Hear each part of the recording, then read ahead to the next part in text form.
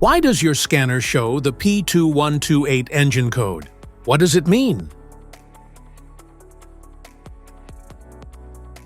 P2128 is a diagnostic trouble code for throttle or pedal position sensor, or switch E-circuit high. It indicates that the ECM has detected voltage from the TPS to have exceeded the acceptable range of voltage. Under this circumstance, stop driving and repair your vehicle immediately.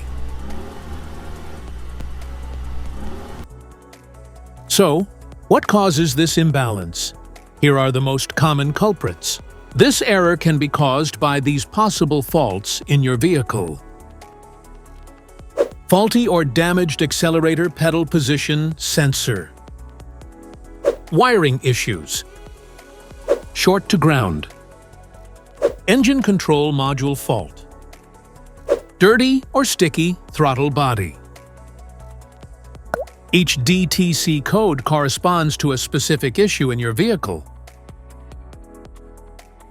This error occurs in OBD2 equipped vehicles, especially those manufactured since 1996.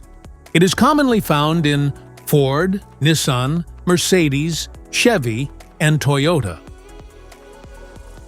If you want to fix this error code, let us know in the comments section.